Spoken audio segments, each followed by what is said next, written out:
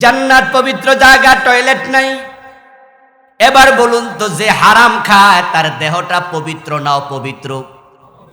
এই জন্য নবী বলছেন, যারা হারাম খাও তোমার জন্য জান্নাত নাই, কারণ তুমি অপবিত্র হয়ে গেছো। সাবজেক্ট কিন্তু আমি দিই না, এরা হেরা লেখা দিছে। ও আজ কঠিন হইলে আমার দোষ কি? মন খারাপ করতেছেন না তো আবার যে আজকে তো আজ আইও বিপদে পড়ছি? এতদিন তো ভাবছিলাম জান্নাতি জান্নাতি ভাব। অনেকে কিন্তু মোসে তেল দিচ্ছে জান্নাতে কাঁঠাল খাবে, কর্স যেন না লাগে, অথচ সুদে টাকা লাগায়, বসে টাকা লাগায়, হারাম খায়, আগা মাথা নাই, জামা কাপড় আয়রন করে বয়ে রয়েছে, ঢুকা ফইরা জান্নাতে ঢুকে যাবে। তবে ওয়াজ শেষে একটু সহজ করে দেবো, ধৈর্য ধরেন ইনশাআল্লাহ, কারণ তাওবার দরজা খোলা আছে না নাই? সুতরাং ওয়াজ সব কষ্ট না, সব কঠিন না, কিছু নরমও আছে, তবে একটু ধৈর্য ধরতে হইব। প্রিয় ভাইয়েরা আমার, রাসূল বলেছেন লা ইয়াদখুলুল জান্নাতা লাহাম নাবাতা মিন সুদ। হারাম খেয়েছ, তোমার দেহের গোশত রক্ত হারাম, এগুলো নাফাক হয়ে যায়, ওই দেহ জান্নাতে ঢুকতে পারবে না। কুল্লু লাহমিন নাবাতা মিন সুহতিন ফাকানাতিন নারু আওলা বি। এবার রাসূল বলতেছেন, যে দেহ হারাম খায়া মোটা হয়, তাজা হয়, এটা আল্লাহ জাহান্নামের জন্য মোটা তাজা বানাইছে, জান্নাতের জন্য নয়। আমার এক দোস্ত কয়েক বছর আগে, আমার বাড়ি তো 14 গ্রাম কুমিল্লা, ওখানে কিন্তু পাশে বর্ডার, জানেন তো আপনারা, যারা শিক্ষিত মানুষ তারা জানবেন, আমাদের পরে ইন্ডিয়া। তো আমরা ছাত্র জীবনে ইন্ডিয়া যাইতাম, এখন তো কাঁটা তারের বেড়া আছে, আগে খোলা ছিল। কাঁঠালের সময় আমরা প্রতিদিন বিকালে কাঁঠাল খাওয়ার জন্য ইন্ডিয়া ঢুকতাম, লজিং ছিলাম একবারে বর্ডারে। তো সেখানে যারা ইন্ডিয়ার বর্ডার গার্ড, ওদেরকে বলা হয় বিএসএফ। আমাদের বাংলাদেশে ছিল কি বিডিআর, এখন সেটা হয়েছে বিজিবি। তো বিএসএফরা আমরা দেখতাম যে রাইফেল কান্দে নিয়ে ডিউটি দিচ্ছে। তা আমরা ফলাফান মানুষ, তো আমাদেরকে কিছু কইতো না, আমরা কাঁঠাল খাইয়ে আবার চলে আসতাম। তো আমার এক দোস্ত বলতেছে, বিডিআর এ পাশে, বিএসএফ ওই পাশে, বাংলাদেশের বর্ডার ইন্ডিয়ার বর্ডার। তো উনি আবার একটু বক্তা টাইপের, হের লগে দেখা হয়েছে বিএসএফ এর, দেখে বিএসএফ হুজুর দেখা হতো, হুজুরকে ভালোবাসে, সে বলতেছে হুজুর কেমন আছেন, এই সেই বিডিআর, বিএসএফ না বিডিআর, গল্প করছে। ও বেটা তখন বাদাম খাইতেছে, তো বাদাম পকেট থেকে লইয়ে খাচ্ছে, হুজুরকে কয়, হুজুর আপনিও খান। ওই হুজুর বলছে, না সরি আমি খাবো না। তো এবার বিডিআর কইতেছে, হুজুর এটা হালাল টাকা, হারাম না। আমরা তো বুঝি আপনারা হুজুর মানুষ, চিন্তা ভাবনা কইরা খান, এটা বেতনের টাকা দিয়ে কিনছি, আপনি নিশ্চিন্তে খান। তখন উনি বলতেছে, তাহলে তো আপনি বড় মোত্তাকি মানুষ, মাশাআল্লাহ। কয় না, এত মোত্তাকি না, 2 নম্বর যা কামাই ওটা খাই না, ওইটা জমি কিনি। মাশাআল্লাহ বুঝা লাইছে গো, দেখছেন নি কেমনে বোঝে।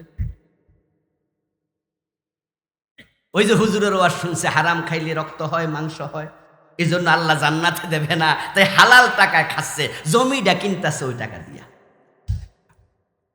আল্লাহর সাথে চালাকি করবেন না, আল্লাহর সাথে চালাকি করবেন না। নবীজি বলেছেন, হারাম খাবে তাহলে তোমার বডি, তোমার মন, তোমার গোশত, তোমার চিন্তা সব আল্লাহ তাআলা নষ্ট করে দেবে। আল্লাহ কত ভালো, আল্লাহ কত ভালো। আমাদেরকে মায়ের পেটে তিনি রেখেছিলেন 9 মাস 10 দিন কম বেশি। ও মায়ের পেটেও আমার মুখ তিনি পবিত্র রেখেছেন, অপবিত্র করেন নাই। সন্তান প্রথম 40 দিন থাকে বীর্য নতফা, দ্বিতীয় 40 দিন আলাকা রক্ত, তৃতীয় 40 দিন মুদগা মাংসপিণ্ড, 3 40 120 দিন যখন যায়, ফাকাসাউনাল ইজামা লাহমা।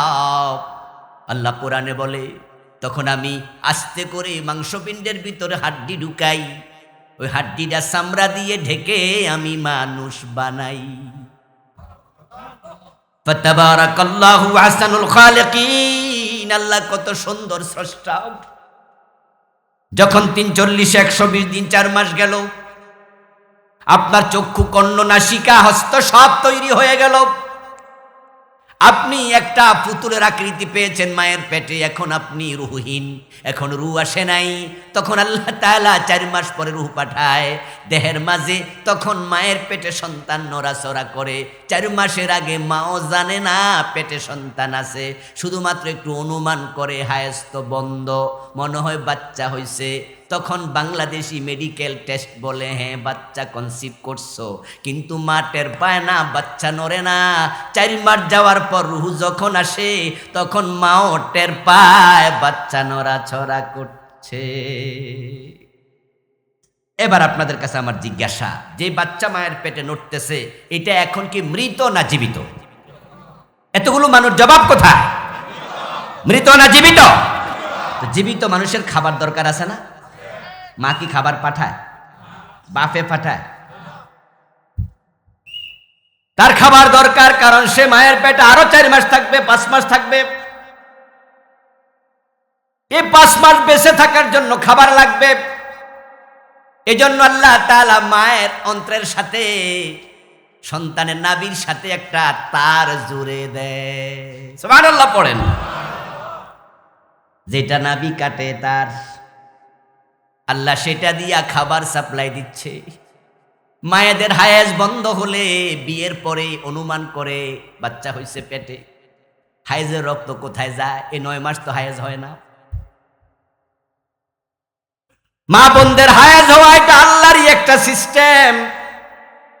এই জন্য যদি বয়সন্ধিকালে, বয়স হওয়ার পরে হায়েজ বন্ধ থাকে, শরীরে বিভিন্ন রোগ দেখা দেয়, তাই ডাক্তাররা বলে চিকিৎসা করো, প্রতি মাসে একবার রক্তটা বেরিয়ে যাক। কিন্তু 9 মাস তো বের হলো না, এতে মায়ের কোনো ক্ষতি হয় না। ওই হায়েজের রক্তটাকে আল্লাহ সন্তানের খাবার হিসাবে সাপ্লাই দিছে। তাই মারে ভালো খাওয়াইলে সন্তান মোটা তাজা হয়। ডাক্তাররা বলে গর্ভবতী নারীর সেবা করো, ভালো ভালো খাইতে দাও, ভিটামিন খাওয়াও, সন্তান সুস্থ থাকবে, মোটা তাজা হবে। তাহলে মায়ের খাবারের সাথে সন্তানের সম্পর্ক আছে। ওটা আল্লাহ নাভি দিয়ে দিল কেন? মুখ দিয়ে কেন দিল না? আমরা তো মুখ দিয়ে খাই, মায়ের পেটের সন্তান কেন নাভি দিয়ে খায়? কারণ হায়েজের রক্ত হারাম, আল্লাহ আমাদের মুখ দিয়ে হারাম ঢুকায় না।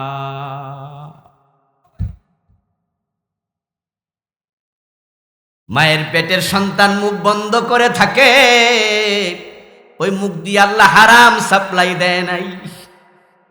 যে আমার বান্দায় মুখ দিয়ে আমার জিকির করবে, কালেমা পড়বে, কোরআন পড়বে, ইসলামের পক্ষে কথা বলবে, আমার জিকির আজকার করবে, এই মুখ আমি কেমনে নাফাক বানাই?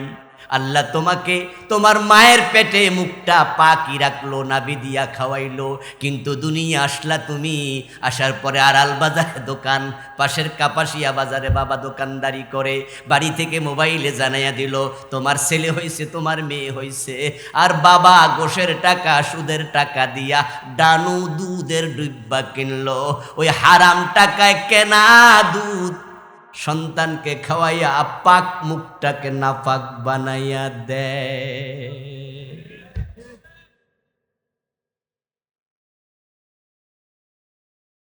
নবীজি বলছেন তালাবু কাসবিল হালাল ফরিদাতুন বাদাল ফরিদা। তোমরা যত ফরজ আমল করো, ফরজ ইবাদত করো, হালাল জীবিকা অর্জন করা সব ফরজের বড় ফরজ। নবীজির যুগে সাহাবারা সব জান্নাতি ছিলেন, কারণ তারা কেউ হারাম খেতেন না। কিন্তু আজকে সবাইকে আমরা জান্নাতি বলতে পারি না, আমাদের মাঝে জাহান্নামীও আছে, জান্নাতিও আছে। তোমরা যারা হারাম খাও, নিজেকে জান্নাতি মনে করার কোনো সুযোগ নাই। সুদে টাকা লাগাইয়া তুমি কেমনে জান্নাতের স্বপ্ন দেখো? রাসূল বলছেন মান আকালা দিরহাম রিবা ওয়া হুয়া ইয়ালাম আন্নাহু আশাদ্দু মিন 36 জিনা। যে ব্যক্তি জেনে শুনে 1 টাকা সুদ খায়, তার আমলনামায় 36 বার জেনার গুনাহ লিখে দেয়া হয়। 1 টাকা সুদ খেলে 36 বার জেনা, 100 টাকা সুদ খেলে 3600 বার জেনার গুনাহ। 1000 টাকা সুদ খেলে 36,000 বার জেনার গুনাহ। তুমি ইমাম সাহেবের পিছনে দাঁড়াইয়া নামাজ পড়ে লাভ কি? তোমার আমল নামায় তো 36,000 বার জেনার গুনাহ এসে গেছে।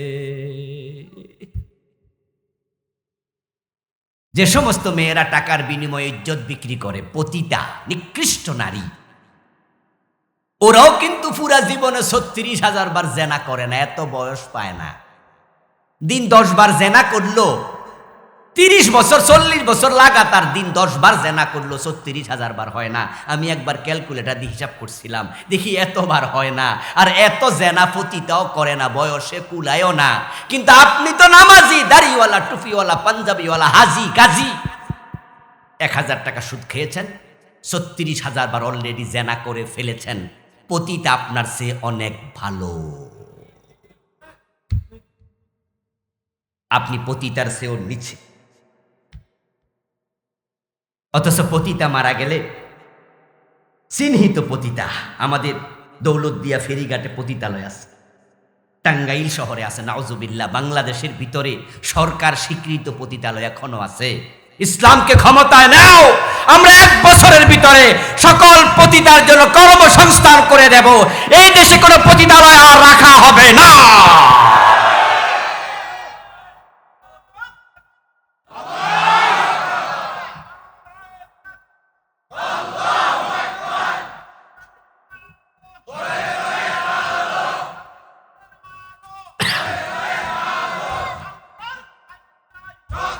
আমার প্রিয় ভাই শোনেন, ডিরেক্ট রাজনৈতিক স্লোগান এড়াইয়া যাবেন মাহফিলে। আল কোরআনের আলো পর্যন্ত ঠিক আছে, ঠিক আছে? এর পরেরগুলো যেহেতু পরিচিত, এড়াইয়া যাবেন। হেকমা, আমরা কাউকে হার্ট করতে চাই না, সকলের সাথে সফট থাকতে চাই। বলছিলাম প্রিয় ভাই আমার, পতিতালয় বাংলাদেশে কেন থাকবে? ওরা বলে কি, যুক্তি দেয়, তাহলে পতিতাগুলো কোথায় যাবে? ওরা বলে যে পতিতাগুলো যদি পতিতালয় ভেঙে দেন, ওরা কোথায় যাবে? এই জন্য আমি বলেছি আমরা কর্মসংস্থানের ব্যবস্থা করে দেব। এদেশে হাজার হাজার গার্মেন্টস আছে, প্রতি গার্মেন্টসে 5 জন করে পতিতাকে চাকরি দিয়ে দাও। কে পতিতাকে চিনবে না, জানবে না? সরকার বলবে ম্যানেজারকে ডেকে, মালিক পক্ষকে ডেকে 10 জনকে চাকরি দাও। যদি চাকরি দেয়, অর্ধেক গার্মেন্টসও লাগবে না, একটা পতিতা কর্মসংস্থানের বাহিরে থাকা লাগবে না। আর যেগুলো বুড়া হয়ে গেছে, জাকাত দেব আমরা। ইসলামে জাকাত সিস্টেম আছে না নাই? আমরা জাকাত দেব তাদেরকে। গরু কিনে দেব, সেলাই মেশিন কিনে দেব, ছোট ব্যবসার ব্যবস্থা করে দেব। হযরত ওমরের মতো আমাদের নেতারা হবে, পরের হক খাবে না।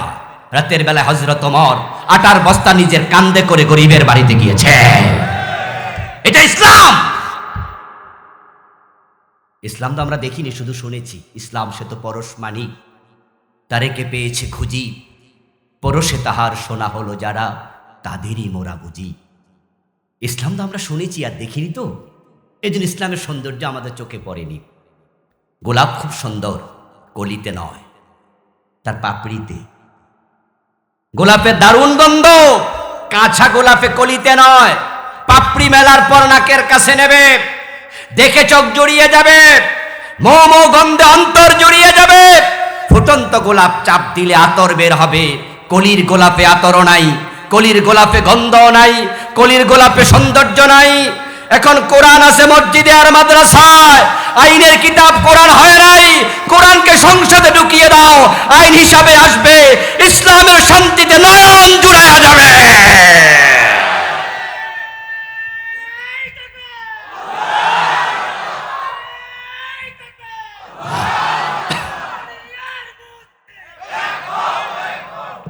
প্রিয় ভাইয়েরা আমার,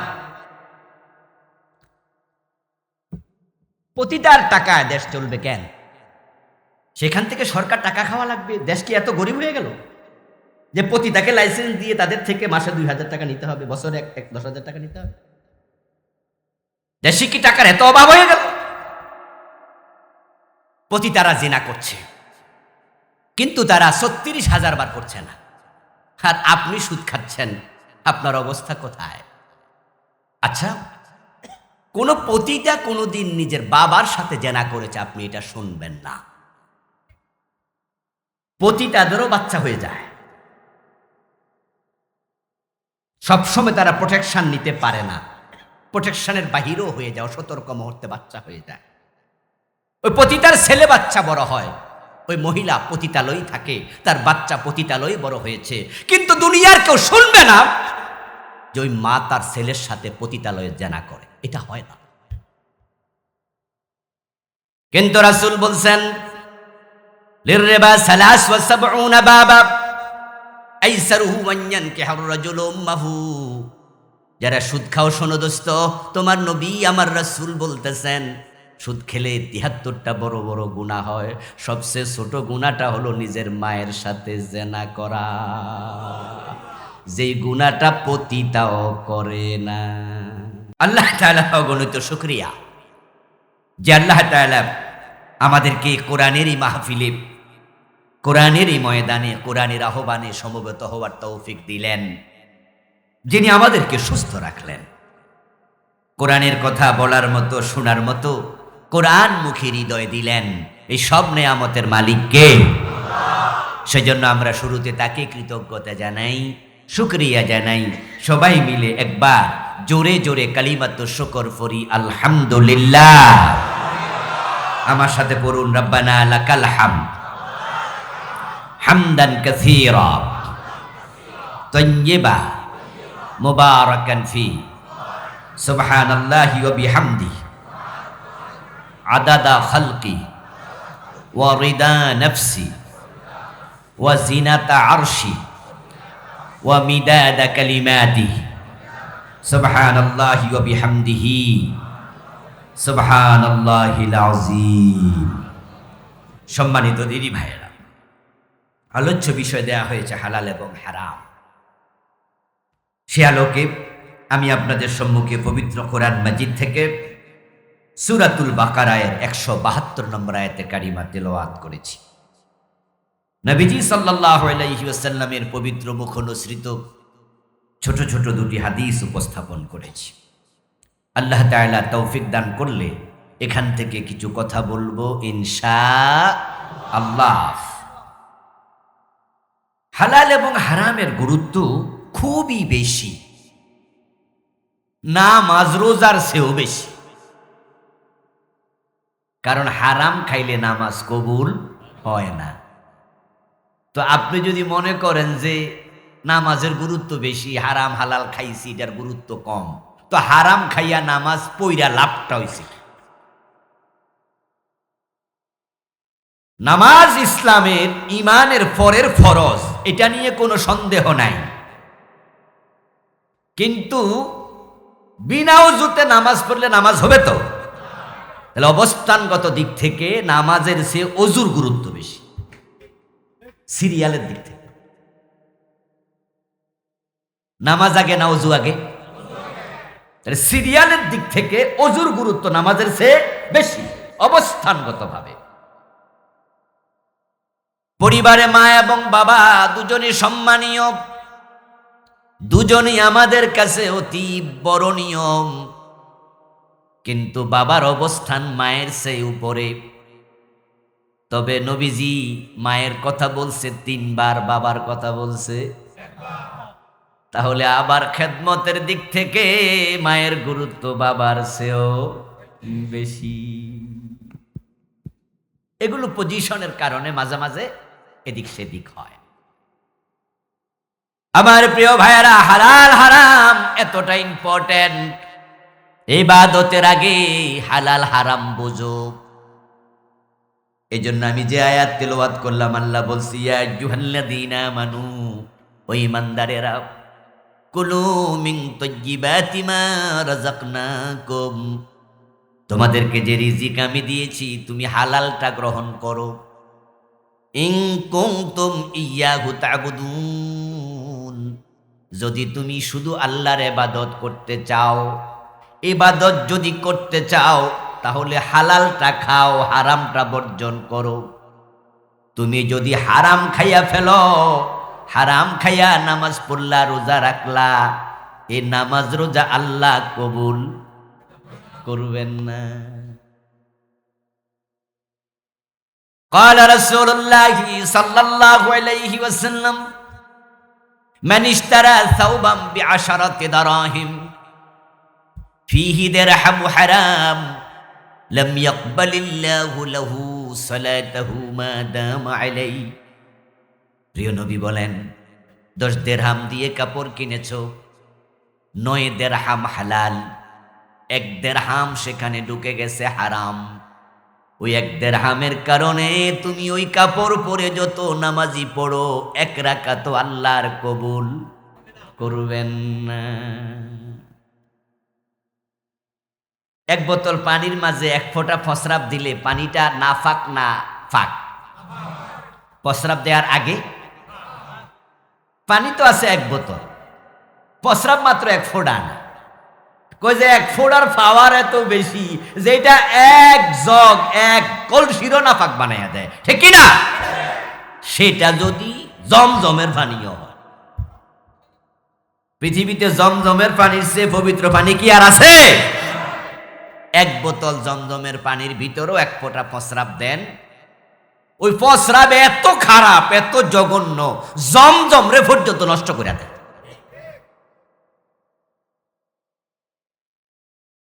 নবীজি সাল্লাল্লাহু আলাইহি ওয়াসাল্লাম বলেন, আর কারণ কি শোনো, হারাম খাইলে আল্লাহ কেন ইবাদত নেয় না? হারাম কাপড় পরিধান করলে কেন নামাজ কবুল হয় না? সহিহ মুসলিমে আছে, ক্বালা রাসূলুল্লাহ সাল্লাল্লাহু আলাইহি ওয়াসাল্লাম ইন্নাল্লাহা তাইয়্যিবুন লা ইয়াকবালু ইল্লা তাইয়্যিবা। কারণ হলো আল্লাহ নিজে পবিত্র, তিনি অপবিত্র কিছু গ্রহণ করেন না। এই জন্য প্রিয় নবী অন্য হাদিসে বলছেন, আখলিস দীনাকা ইয়াকফিকাল আমালুল কলিল। তোমার আমল যদি কম হয় আর সেটা হয় পুত পবিত্র, সেটা হয় ইখলাসের সাথে যথাযথ নিয়ম ফলো করে, তাহলে কম আমল নাজাতের জন্য যথেষ্ট হতে পারে। কিন্তু আমল আছে বেশি, পুত পবিত্র নয়, বেশি কইরা লাভ কি? আল্লাহ ফিরেও তাকাবেন না। নবীজি বলছেন আল্লাহ পবিত্র, তিনি অপবিত্র কিছু গ্রহণ করেন না। এবার বলছেন ইন্নাল্লাহ আমারাল মুমিনিনা বিমা আমারা বিহিল মুরসালিন। সূরা আল বাকারার 172 নম্বর আয়াতে মুমিনদেরকে বলছে, ও মুমিনেরা তোমরা হালাল খাও। এই আদেশটা আল্লাহ শুধু মুমিনদেরকে করে নাই। ইন্নাল্লাহ আমারাল মুমিনিন, আল্লাহ মুমিনদেরকে আদেশ করেছে বিমা আমারা বিহিল মুরসালিন, যে আদেশটা আল্লাহ সব নবী রাসূলকে আগে করছে। সেটা কি? এবার নবীজি কোরআনের আয়াত শোনাচ্ছে, আল্লাহ নিজে বলে, ইয়া আইয়ুহার রুসুলু কুলু মিনাত তাইয়্যিবাতি ওয়া'মালু সালিহাত। কোরআনের অন্য আয়াত, ইয়া আইয়ুহার রুসুল, ও আমার রাসূলেরা। রুসুল হলো বহু বচন, 1 বচন হলো রাসূলুন। আমানতু বিল্লাহি ওয়া মালাইকাতিহি ওয়া কুতুবিহি ওয়া রুসুলিহি। পারেন না? এ রুসুল বহু বচন, 1 বচন কি? রাসূল। আল্লাহ বলছি, ইয়া আইয়ুহার রুসুল, ও আমার রাসূলেরা, কুলু মিনাত তাইয়্যিবাত, হালাল খাও, ওয়া আমালু সালিহা, এবার নেক আমল করো, ইবাদত করো। 2টা আদেশ, হালাল খাও এবং নেক আমল করো। সিরিয়ালে আগে কোনটা? হালাল খাও। সিরিয়ালে পরে হলো এবার আমল করো।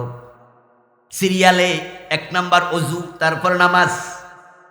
ইযা কুমতুম ইলাস সালাতি ফাগসিলু উজুহাকুম ওয়া আইদিয়াকুম ইলাল মারাফিক ওয়ামসাহু বিরুসিকুম ওয়া আরজুলাকুম ইলাল কাবাইন।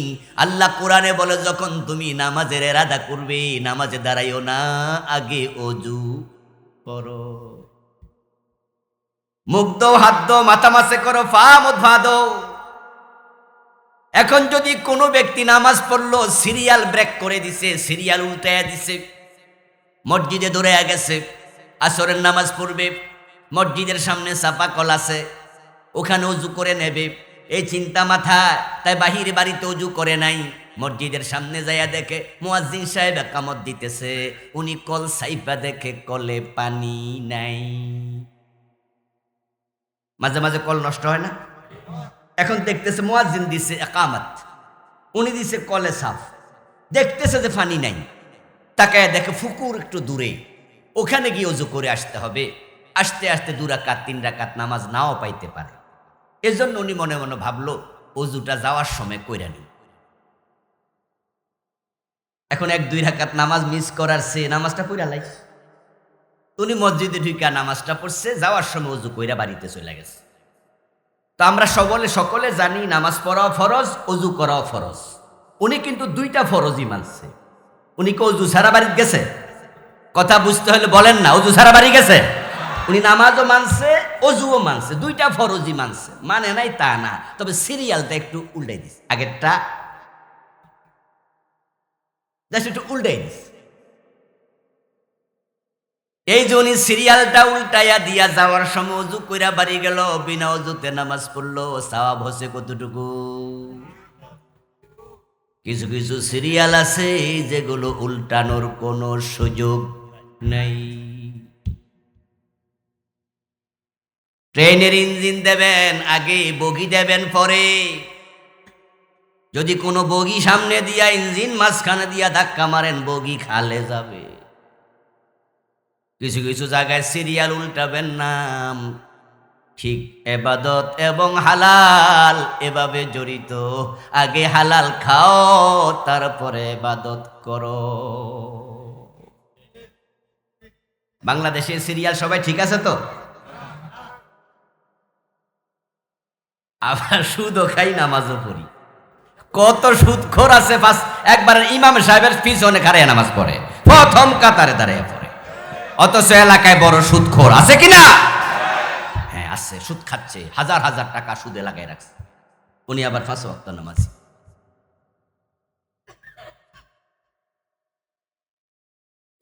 ঘোষণা দিলে ফাইলে সিগনেচার করে না অফিসার, অথচ আজান হওয়ার পরে উনি ক্লায়েন্টকে কয় দিলে তাড়াতাড়ি দেন, আজান হয়েছে। তারপরে পকেটে গোশের টাকা লইয়া উজু করে মসজিদে ঢুকেছে, নামাজে দাঁড়িয়ে কয় ইয়্যাকা না'বুদু ওয়া ইয়্যাকা নাস্তাঈন, ও আল্লাহ আমি শুধু তোমার গোলামি করি। আল্লাহ কয় গোলাম পকেটে গুলো কি?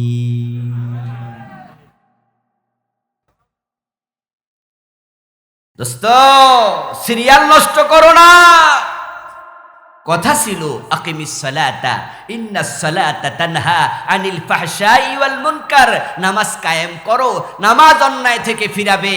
বাংলাদেশি মানুষের অনেকের নামাজ অন্যায় থেকে ফিরায় না, নামাজ পড়ে অন্যায় করে, নামাজ পড়ে পরের জমি দখল করে, নামাজ পড়ে হারাম খায়, নামাজ পড়ে বোনের হক দেয় না, নিজেরটাও খায়, বোনেরটাও খায়, ভাইয়েরটাও খায়।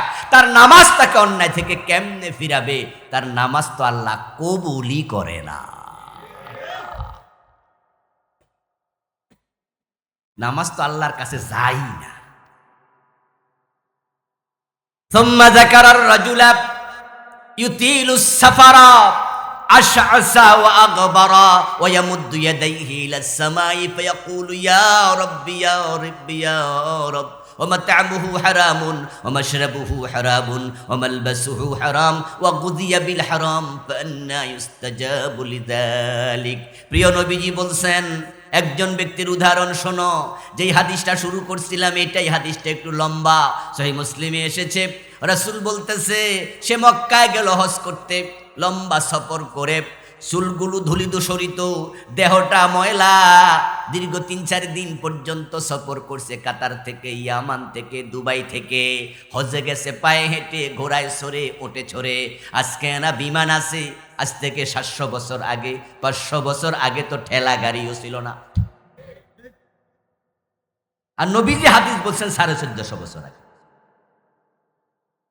সে তো 300 মাইল 500 মাইল মরুভূমি দিয়ে হেঁটে হজে গেছে, তারপরে কাবার সামনে খাড়াইছে, দাঁড়ায় দুই হাত আকাশের দিকে তুলে বলে, ইয়া রব, ইয়া রব, ও আমার আল্লাহ, আমার এটা দাও, সেটা দাও, এটা দাও, সেটা দাও। আর মনে মনে ভাবছে, এমন জায়গায় দাঁড়ায়া দোয়া করি, কত নবীর পায়ের ধুলা এখানে লেগে আছে।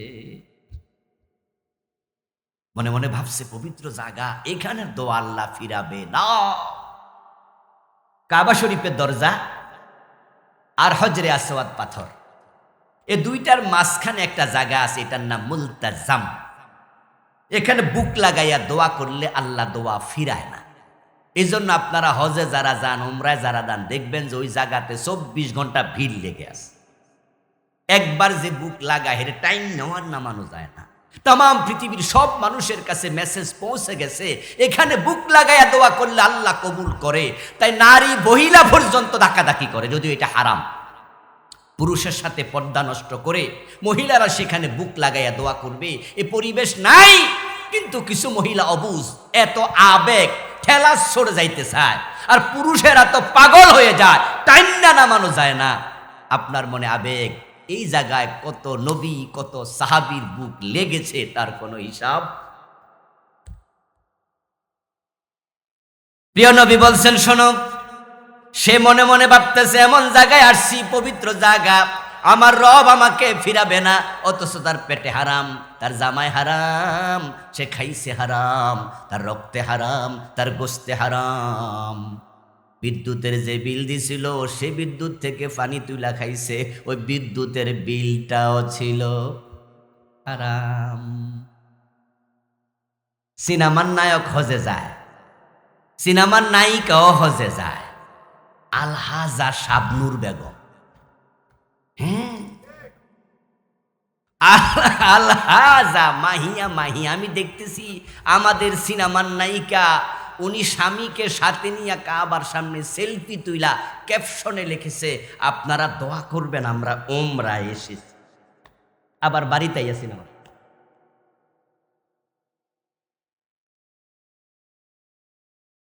আমাদের সিনেমার নায়ক ফেরদাউস কিছুদিন আগে ঢাকায় একটা আসন থেকে এমপি হয়েছে।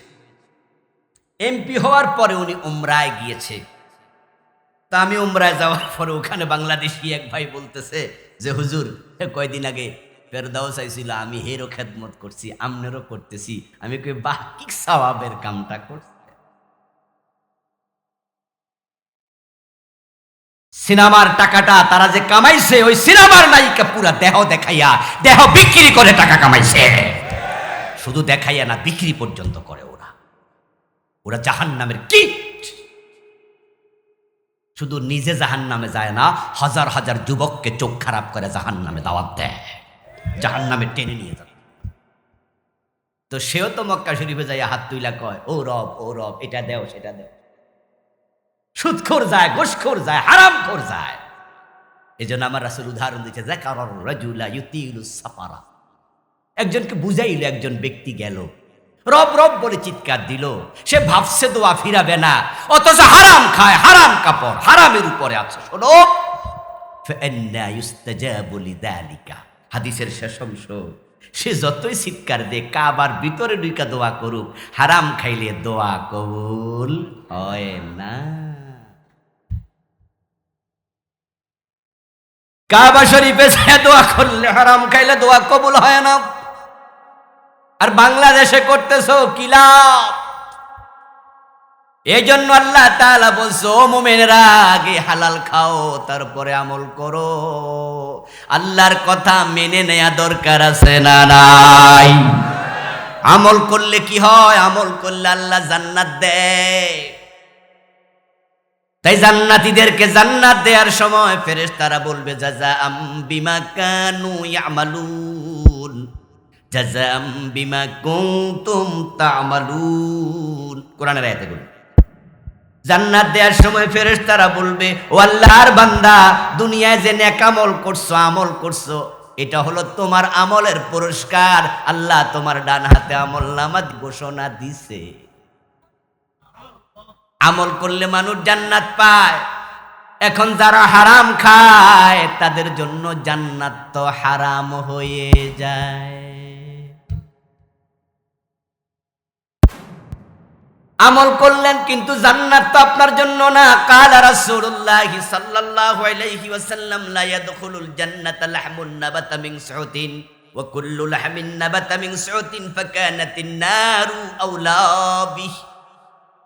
নবীজি বলছেন যে দেহটা হারাম খাইয়া মোটা হইছে, তাজা হইছে, বড় হইছে, ওই দেহ জান্নাতে ঢুকতে পারবে না। জান্নাত কি অপবিত্র জায়গা না পবিত্র জায়গা? জান্নাতে কি কোনো ফসরা পায়খানা আসেনি? জান্নাতে কিছু টয়লেট নাই, এটা জানেননি আপনারা? জান্নাতে বাড়ি আছে, ঘর আছে, সব আছে, কিন্তু টয়লেটটা নাই। কারণ টয়লেট, পায়খানা, প্রস্রাব নাপাক জিনিস, এই জন্য জান্নাতীরা প্রস্রাব পায়খানা করবে না। আহলুল জান্নাহ ইয়াকুলু ওয়া ইয়াশরাবু ওয়া লা ইয়াবুলু ওয়া লা ইয়াতাকাব্বাতু ওয়া লা ইয়ামতাখিতু। নবীজি বলছেন জান্নাতীরা খাবে, জান্নাতীরা পান করবে, কিন্তু তাদের প্রস্রাব আসবে না, পায়খানা হবে না, সর্দি আসবে না। পায়খানা প্রস্রাব তো খারাপ জিনিস, নাপাক জিনিস, জান্নাত তো পবিত্র জায়গা। এক সাহাবী দাঁড়ায় গেল। সাহাবীদের মাঝেও তো কিছু লোক আছিল যারা একটু কম বুঝতো। তারা দুই একজন বুঝার চেষ্টা করতেন, ইয়া রাসূলুল্লাহ ফামা বালুত তাআম। আমনে বলতেছেন ওরা খাবে, পান করবে, তো প্রস্রাব পায়খানা না করলে ফ্যাট ফুলে যাব না? গ্যাস্ট্রিক হয় না, ঝামেলা হয় না? টয়লেট 2-4 দিন না হলে তো ফ্যাটটা একটু কি হালকা এরকম করলে বোঝা যায় যে ফুলা ফুলা ফাটা যাবে। ইয়া রাসূলুল্লাহ ফামা বালুত তাআম, তো খাবার দাবারের কি হবে?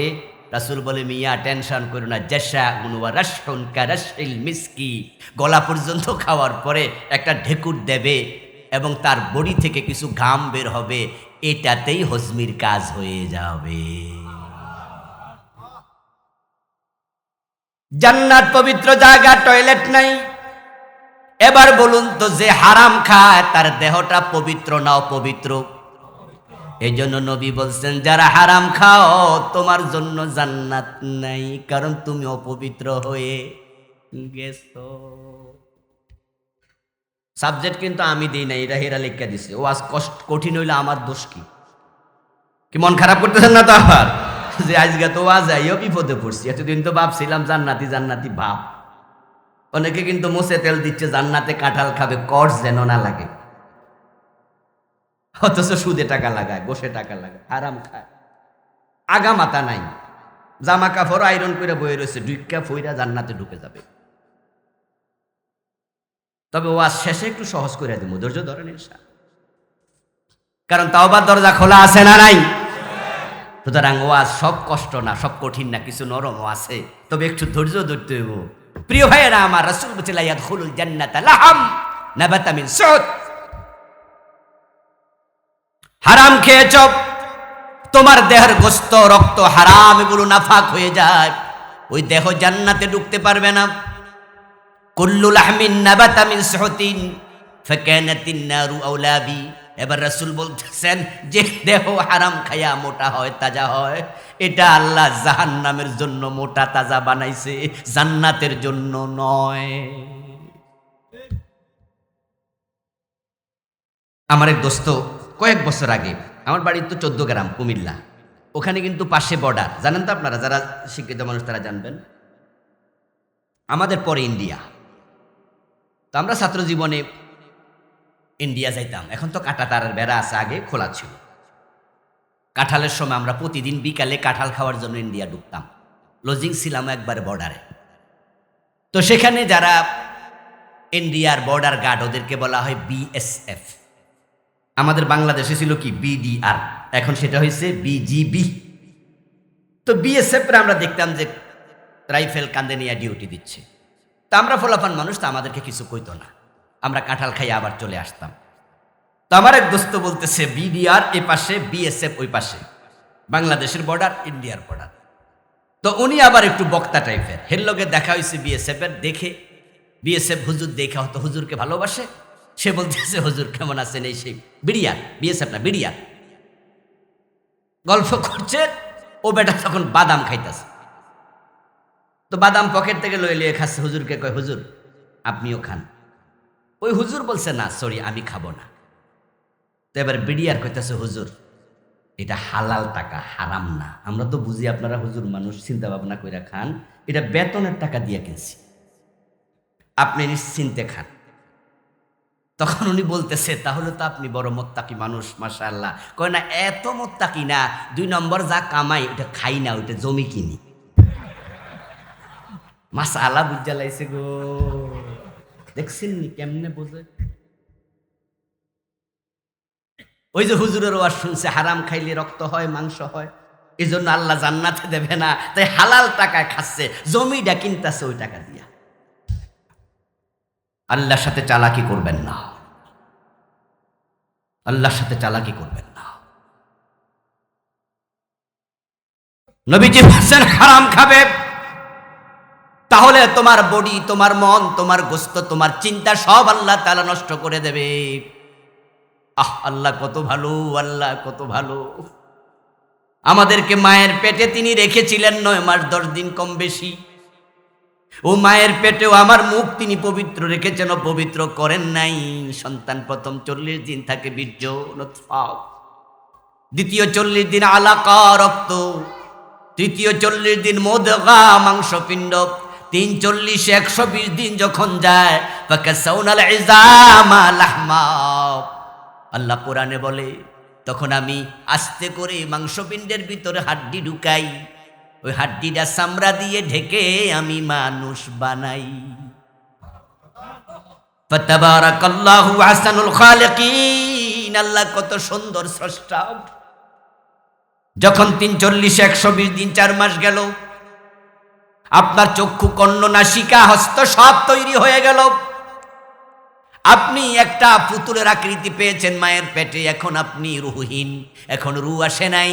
তখন আল্লাহ তাআলা 4 মাস পরে রুহ পাঠায় দেহের মাঝে। তখন মায়ের পেটে সন্তান নড়াচড়া করে। 4 মাসের আগে মাও জানে না পেটে সন্তান আছে, শুধুমাত্র একটু অনুমান করে, হায়স্ত বন্ধ, মনে হয় বাচ্চা হইছে। তখন বাংলাদেশি মেডিকেল টেস্ট বলে, হ্যাঁ বাচ্চা কনসিভ করছো, কিন্তু মা টের পায় না, বাচ্চা নড়ে না। 4 মাস যাওয়ার পর রুহ যখন আসে, তখন মাও টের পায় বাচ্চা নড়াচড়া করছে। এবার আপনাদের কাছে আমার জিজ্ঞাসা, যে বাচ্চা মায়ের পেটে নড়তেছে, এটা এখন কি মৃত না জীবিত? এতগুলো মানুষ জবাব কোথায়? মৃত না জীবিত? জীবিত মানুষের খাবার দরকার আছে না? মা কি খাবার পাঠায়? বাপে পাঠায়? তার খাবার দরকার, কারণ সে মায়ের পেটে আরো 4 মাস থাকবে, 5 মাস থাকবে। এই 5 মাস বেঁচে থাকার জন্য খাবার লাগবে। এজন্য আল্লাহ তাআলা মায়ের অন্ত্রের সাথে, সন্তানের নাভির সাথে একটা তার জুড়ে দেয়। সুবহানাল্লাহ পড়েন। যেটা নাভি কাটে তার, আল্লাহ সেটা দিয়া খাবার সাপ্লাই দিচ্ছে। মায়েদের হায়েজ বন্ধ হলে বিয়ের পরে অনুমান করে বাচ্চা হইছে পেটে। হায়েজের রক্ত কোথায় যায়? এই 9 মাস তো হায়েজ হয় না। মা বোনদের হায়েজ হওয়া এটা আল্লাহরই একটা সিস্টেম। এই জন্য যদি বয়সন্ধিকালে, বয়স হওয়ার পরে হায়েজ বন্ধ থাকে, শরীরে বিভিন্ন রোগ দেখা দেয়, তাই ডাক্তাররা বলে চিকিৎসা করো, প্রতি মাসে একবার রক্তটা বেরিয়ে যাক। কিন্তু 9 মাস তো বের হলো না, এতে মায়ের কোনো ক্ষতি হয় না। ওই হায়েজের রক্তটাকে আল্লাহ সন্তানের খাবার হিসাবে সাপ্লাই দিছে।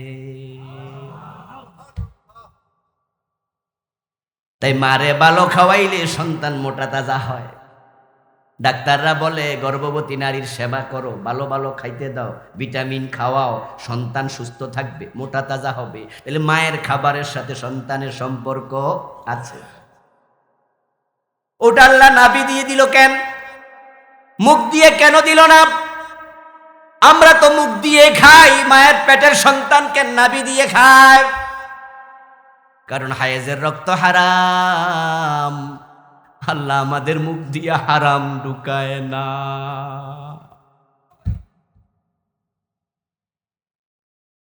মায়ের পেটের সন্তান মুখ বন্ধ করে থাকে, ওই মুখ দিয়ে আল্লাহ হারাম সাপ্লাই দেয় নাই।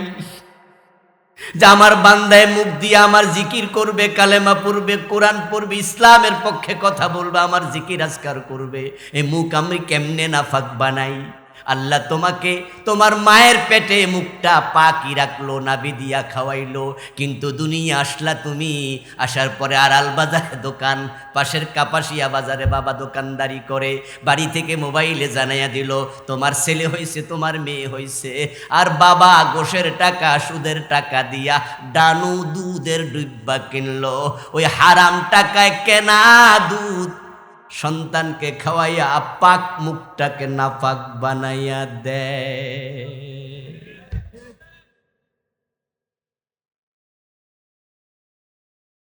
নবীজি বলছেন তালাবু কাসবিল হালাল ফরিদাতুম বাদাল ফরিদা,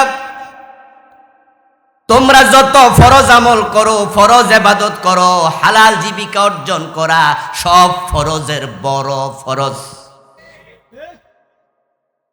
নবীজির যুগে সাহাবারা সব জান্নাতি ছিলেন, কারণ তারা কেউ হারাম খেতেন না।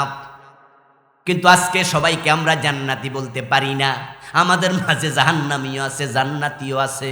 তোমরা যারা হারাম খাও, নিজেকে জান্নাতি মনে করার কোনো সুযোগ নাই। সুদে টাকা লাগাইয়া তুমি কেমনে জান্নাতের স্বপ্ন দেখো? রাসূল বলছেন মান আকালা দিরহাম রিবা ওয়া হুয়া ইয়ালাম আন্নাহু আশাদ্দু মিন 36 জিনা, যে ব্যক্তি জেনে শুনে 1 টাকা সুদ খায়, তার আমলনামায় 36 বার জেনার গুনাহ লিখে দেয়া হয়। 1 টাকা সুদ খেলে 36 বার জেনা, 100 টাকা সুদ খেলে 3600 বার জেনার গুনাহ, 1000 টাকা সুদ খেলে 36,000 বার জেনার গুনাহ। তুমি ইমাম সাহেবের পিছনে দাঁড়াইয়া নামাজ পড়ে লাভ কি? তোমার আমল নামায় তো 36,000 বার জেনার গুনাহ এসে গেছে। যে সমস্ত মেয়েরা টাকার বিনিময়ে ইজ্জত বিক্রি করে, পতিতা নিকৃষ্ট নারী, ওরাও কিন্তু পুরা জীবনে 36,000 বার জেনা করে না, এত বয়স পায় না। দিন 10 বার জেনা করলো, 30 বছর 40 বছর লাগাতার দিন 10 বার জেনা করলো, 36,000 বার হয় না। আমি একবার ক্যালকুলেটর দিয়ে হিসাব করছিলাম, দেখি এতবার হয় না। আর এত জেনা পতিতাও করে না, বয়সে কুলায়ও না। কিন্তু আপনি তো নামাজি, দাড়িওয়ালা, টুপিওয়ালা, পাঞ্জাবিওয়ালা, হাজি কাজী, 1000 টাকা সুদ খেয়েছেন, 36,000 বার অলরেডি জেনা করে ফেলেছেন। পতিতা আপনার চেয়ে অনেক ভালো, আপনি পতিতার চেয়েও নিচে। অথচ পতিতা মারা গেলে, চিহ্নিত পতিতা, আমাদের দৌলতদিয়া ফেরিঘাটে পতিতালয় আছে, টাঙ্গাইল শহরে আছে, নাউজুবিল্লাহ, বাংলাদেশের ভিতরে সরকার স্বীকৃত পতিতালয় এখনো আছে। ইসলামকে ক্ষমতায় নাও, আমরা 1 বছরের ভিতরে সকল পতিতার জন্য কর্মসংস্থান করে দেব। এই দেশে কোনো পতিতালয় আর রাখা হবে না।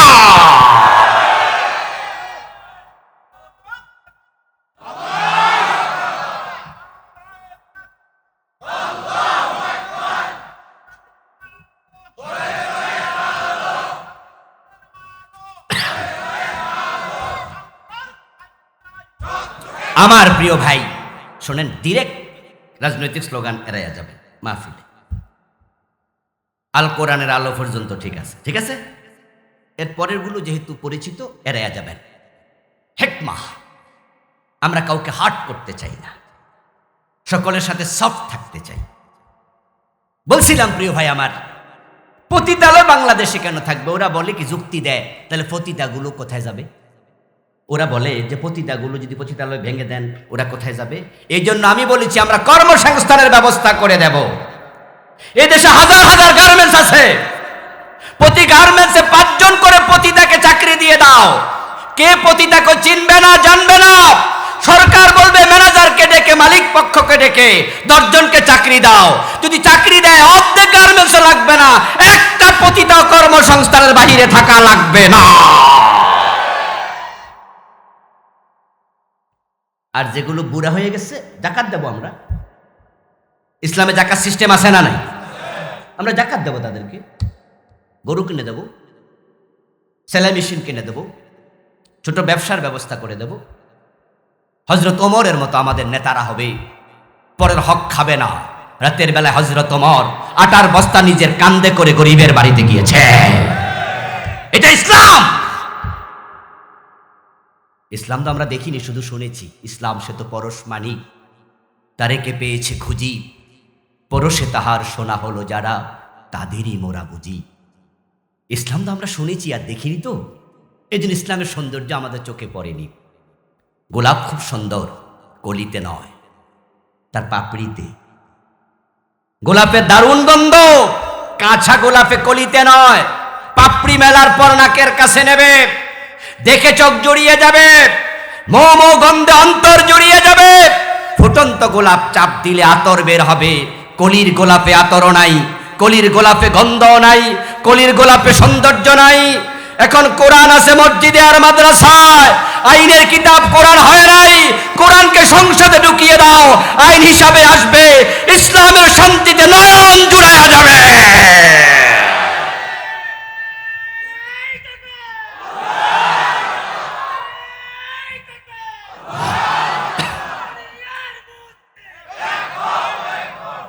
প্রিয় ভাইয়েরা আমার,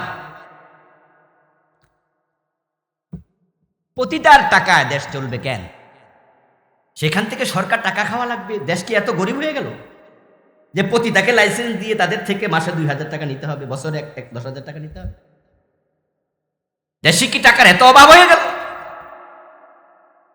পতিতারা জিনা করছে, কিন্তু তারা 36,000 বার করছে না, আর আপনি সুদ খাচ্ছেন। আপনার অবস্থা কোথায়? আচ্ছা, কোন পতিতা কোনোদিন নিজের বাবার সাথে জেনা করেছে আপনি এটা শুনবেন না। পতিতাদেরও বাচ্চা হয়ে যায়, সবসময় তারা প্রোটেকশন নিতে পারে না, প্রোটেকশনের বাহিরেও হয়ে যায়, সতর্ক মুহূর্তে বাচ্চা হয়ে যায়। ওই পতিতার ছেলে বাচ্চা বড় হয়, ওই মহিলা পতিতালয় থাকে, তার বাচ্চা পতিতালয় বড় হয়েছে, কিন্তু দুনিয়ার কেউ শুনবে না যে ওই মা তার ছেলের সাথে পতিতালয়ে জেনা করে। এটা হয় না। কিন্তু রাসূল বলছেন, লিররিবা 73 বাবা আইসারুহু মান ইয়ানকিহুর রাজুলু উম্মাহু। যারা সুদ খাও, শোনো দোস্ত, তোমার নবী আমার রাসূল বলতেছেন, সুদ খেলে 73টা বড় বড় গুনাহ হয়, সবচেয়ে ছোট গুনাহটা হলো নিজের মায়ের সাথে জেনা করা, যেই গুনাহটা পতিতাও করে না। আচ্ছা বলেন তো, এত নিচে নেমে আপনি আবার জান্নাতের আশা করেন? আপনি তো পাগল।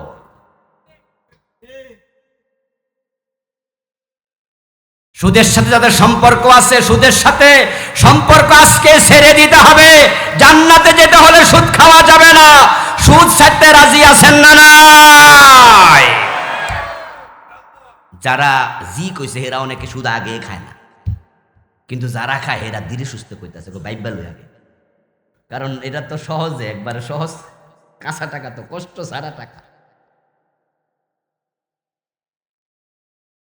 শোনেন, লানা আমালুনা ওয়ালাকুম আমালুকুম, বলার দায়িত্ব আমাদের, মানানোর দায়িত্ব আমাদের না।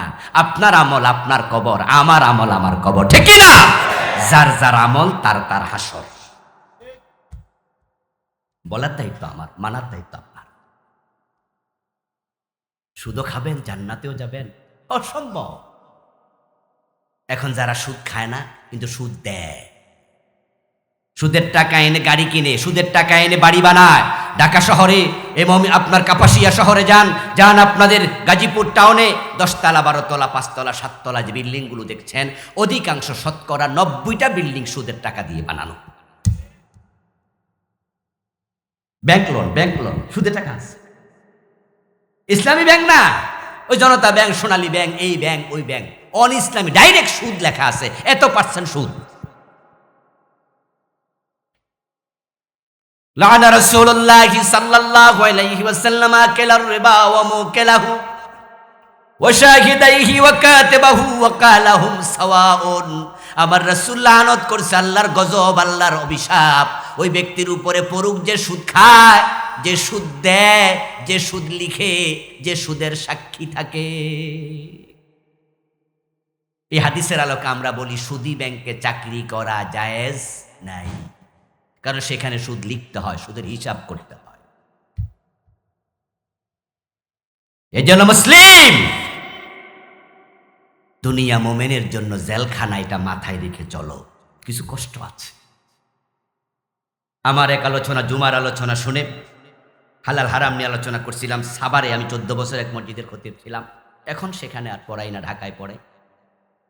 এক ভাই আমার কাছে আসলেন সম্ভবত আসরের পরে, এসে বললেন যে হুজুর, আমি অমুক ব্যাংকের অফিসার, চাকরি আছে মাত্র 2-3 বছর, বেতন পাই এখন এত, সরকারি ব্যাংক, জনতা না সোনালী আমার মনে নাই এই জাতীয় ব্যাংকের।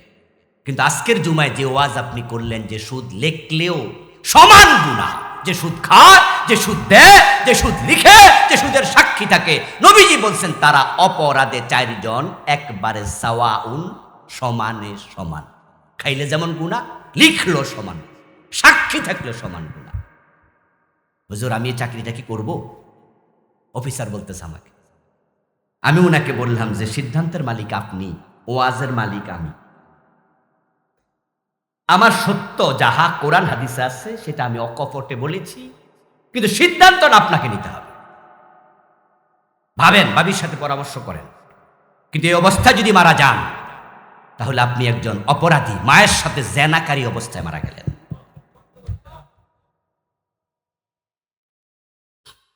কিসের জান্নাত খোঁজো? খুশি হলাম, কয়েকদিন পর আল্লাহর বান্দা এসে আমাকে জানালো, হুজুর আমি চাকরি ছাড়ার সিদ্ধান্ত নিয়েছি। আপনার ভাবি রাজি হয়েছে, ছেলেরাও বড় হয়েছে, উনিও তো চাকরির শেষ দিকে, তো বাচ্চারাও বড় হয়েছে। আমার বাচ্চাদেরকে নিয়ে পরিবারে মিটিং করছি, সবাই আমরা একমত হয়েছি যে না, আমি আর চাকরিটা কন্টিনিউ করব না। কিছুদিন পর তিনি রিজাইন করেছেন। আল্লাহর জান্নাতে যেতে চান, আবার দুনিয়ায় হারামের সাথে জড়িত থাকবেন, একসাথে দুটা হয় না। আপনি আমি বিতিরের নামাজ পড়ি, পড়েন তো? আজকে তো পড়েছেন। বিতিরের নামাজে একটা দোয়া আছে, দোয়ায়ে কুনুত। সেখানে আপনি বলছেন ওয়ানাতরুকু মাইয়াফ জুহুকা। আপনি বলছেন যে আল্লাহ ইয়াকা না'বুদু ওয়া লাকা নুসাল্লি, বলছেন না আপনি? ইন্না নাস্তাঈনুকা ওয়া নাস্তাগফিরুকা। এগুলো কিন্তু কমিটমেন্ট, আল্লাহর সাথে আপনার কিছু বাক্যালাপ হচ্ছে, কিছু ওয়াদা আপনি আল্লাহকে দিচ্ছেন। আপনি বলছেন যে ইয়াকা না'বুদ, আল্লাহ শুধু তোমার গোলামি করি, আমি কারো গোলামি আর করি না। তারপরে বলছেন ওয়ানাতরুকু মাইয়াফ জুরুকা, আল্লাহ যারা সমাজে ফুজুরওয়ালা, পাপওয়ালা, খারাপ মানুষ, আমি তাদের সাথে সম্পর্ক রাখি না। কে বলতেছে কথাগুলো? নামাজি। কে বলতেছে? কার কাছে বলতেছে? কার সাথে বলতেছে? কা কা কা শব্দের অর্থ তুমি, হু মানে সে। এখানে হু শব্দ নাই, ডিরেক্টলি আল্লাহর সাথে কথা হচ্ছে। আল্লাহুম্মা ইন্না নাস্তাঈনুকা ওয়া নাস্তাগফিরুকা। আল্লাহকে আপনি তুমি করে বলছেন, এর মানে কি দাঁড়ালো? মনে হয় যেন আল্লাহ আপনার সামনে আছেন, আপনি ডিরেক্ট কথা বলতেছেন। হ্যাঁ, হাদিসে সেটা এসেছে, ইযা কামা আহাদুকুম ফি সালাতিহি ফাইন্নাহু ইউনাজি রাব্বাহ। নবীজি বলেছেন যে যখন তোমাদের কেউ নামাজে দাঁড়ায়, সে তার আল্লাহর সাথে চুপি চুপি কথা বলে। আরে বন্ধু, আপনি একাই বলেন না, আল্লাহ বলে, তবে আমাদের সে কান নাই, তাই আমরা শুনি না। সহিহ মুসলিমের হাদিস, নবীজি বলছেন ইযা কামাল আবদু ফি সালাতিহি ফায়াকুল আলহামদুলিল্লাহি রাব্বিল আলামিন, ক্বালা তাআলা হামাদানি আবদি, ইযা ক্বালা আর রহমানির রহিম ক্বালা তাআলা আসনা আলাইয়া আবদি, ইযা ক্বালা মালিক ইয়াউমিদ্দিন ক্বালা তাআলা মাজ্জাদানি আবদি, ইযা ক্বালা ইয়্যাকা না'বুদু ওয়া ইয়্যাকা নাস্তাঈন ক্বালা তাআলা হাযা লি আবদি ওয়া লি আবদি মা সাআল। নবী বলেন, বান্দা এক আয়াত পড়ে, আল্লাহ তার আয়াতের জবাব দিয়ে কথা বলে।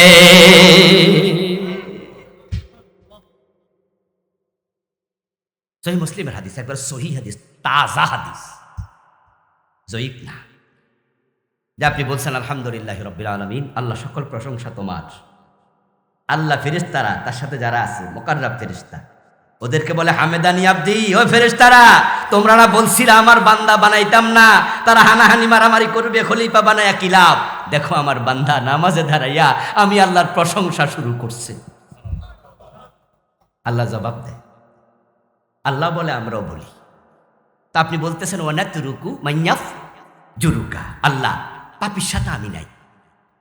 আচ্ছা, এই যে আপনি একটা কথা বললেন, আপনারই কি আল্লাহ জোর করে কয়েছে?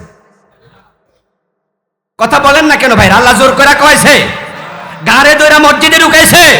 তা আপনি নিজে ঢুইকা ওযু কইরা আল্লাহর সামনে দাঁড়ায়া বলতেছেন আল্লাহ পাপীর সাথে আমি নাই, অথচ মাগরিব পইরা আপনি বাটফারের মিছিল করে আইছেন। সামনে নির্বাচন আসতেছে নি? নির্বাচনের মিছিল হইব না? ওই মিছিলে যে আপনি গেছেন মাগরিব পইরা বাজারের মিছিলে, আপনিও বলছেন অমুক ভাইয়ের চরিত্র ফুলের মতো পবিত্র, অথচ বেড়া নামাজ পড়ে না, এক ওয়াক্ত বিড়ি টানে 5 ওয়াক্ত। ও বেটা ভালো মানুষ না, আপনি জানেন যে সে ভালো নয়, কিন্তু আপনি তার মিছিল দিচ্ছেন, তার পক্ষে কথা বলছেন, তাকে ভোট দেবেন, তাকে টাকা দেবেন, তাকে হেল্প করবেন, তার পক্ষ হইয়া নির্বাচনী কাজ করবেন, আর আল্লাহর সামনে গিয়ে বলবেন খারাপ মানুষের সাথে আমি নাই। কথাটা সত্য না মিথ্যা? তো মিথ্যা বলার জন্য জায়গা পাইলেন না, মসজিদে ঢুকলেন বুঝি? আর মিথ্যা বলার বুঝি জায়গা খুঁজে পাইলেন না, আপনি মসজিদে ঢুকে মিথ্যা কথা বলেন, আবার ওযু কইরা খারাইয়া, আবার পবিত্র জায়গা জোর করে তো কেউ কয় না, নিজে কেন মিথ্যা কথা কন? এজন্য আমি বলি কি জানেন, হয়তো নামাজ ছাড়ো, না হয় বাটপারি ছাড়ো, দুইটা একসাথে চলবে না। এখন নামাজ ছেড়ে দিবেন নাকি? হুজুর যেহেতু কইছে নামাজটাই ছেড়ে দিন, তা আপনি নামাজ চাইলে আল্লাহর কি? আপনার মতো লোক নামাজ পড়লে না পড়লে আল্লাহর কিছু আসে যায়? কিচ্ছু আসে যায় না। নামাজ পড়লে আপনার লাভ, না পড়লে আপনার লস। দুইটা কিন্তু একসাথে চলবে না। হালাল হারাম বোঝো, পার্থক্য করো। তবে হ্যাঁ, নবী সাল্লাল্লাহু আলাইহি ওয়াসাল্লাম ভবিষ্যৎবাণী করেছেন, ইয়াতি আলান নাসি জামান, মানুষের কাছে একটা সময় আসবে, লা ইউবালিল মারউ মা খাযা মিনহু, মানুষের এমন অবস্থা হবে সামনে যা পাবে সে পকেটে ঢুকাবে, সে ভাববেও না আমিনাল হালাল আমিনাল হারাম, এটা হালাল না হারাম এই চিন্তাটাও ভুলে যাবে, এই চিন্তাটাও থাকবে না মনে। এই যে নির্বাচন আসবে, বুঝাইতে সহজ তো, তাই নির্বাচন বলতেছি, অন্য কারণে না। কারণ এগুলো উদাহরণগুলো তাজা উদাহরণ। নির্বাচনের সময় কিছু টাকা দেয়া হবে না, দেখবেন নির্বাচনী অফিসে টাকা দেবে, এবং টাকা দেওয়ার জন্য কিছু নেতা বাড়িতে যাইয়া দরজা করা নাড়বে, রাতের বেলায় বলবে যে আপনাদের ঘরের সদস্য কয়জন, ভোটার কয়জন, কবেন আমরা তো 7 জন, তাহলে ধরেন 7,000 নেন। কি মুস্কি হাসি দিয়া নিব, মাশাআল্লাহ। এই মিয়া, তুমি কার টাকা নিচ্ছ? এই বেটাতে তোমার টাকা দিচ্ছে, তোমার ভোট কি বিক্রি করার জিনিস? ভোট মানে তোমার রায়, তোমার মেধা, তোমার চিন্তা। যে 1000 টাকার কাছে নিজেকে বিক্রি করে দেয়, তার সে ছাগলের দাম বেশি। 1000 টাকা দিয়ে ছাগল পাওয়া যায় না। 1000 টাকা দিয়ে ছাগল পাওয়া যায়? তো আপনি 1000 টাকা দিয়েছে, তার ভোট দিয়ে নিলেন, আপনি তো ছাগলের চেয়ে আরো কম মূল্য। এখন নির্বাচনের সময় যারা এরকম টাকা দিয়া ভোট কিনবে, আর আপনারাও ভোট দিয়ে দেবেন, হালাল না হারাম বাঁচলেন না। এই বেটা যে টাকা খরচ করতেছে, এই টাকা কি খরচ করে তোলার চিন্তা নাই? হ্যাঁ, এখন পুঁজি খাড়াইতেছে মাত্র, ব্যবসা পর ওই বলি। এই দেশের মানুষের চরিত্র দেখে আমার আশ্চর্য লাগে। আপনারা যারা টাকা দিয়ে ভোট দেন নেতার কাছে, আপনারা কাজের আশা করা ঠিক না, এটা হতে পারে না। আর যদি নেতাদের কাছে কাজের আশা করেন, যে রাস্তা কেন হয় না, ব্রিজ কেন হয় না, স্কুল কেন হয় না, মাদ্রাসা কেন হয় না, নেতাকে বলে দেন আমরাও 1 টাকা নেব না, আপনাকেও দেশের টাকা খাইতে দেব না, কলার ধরে টেনে চেয়ার থেকে নামাইয়া দেব।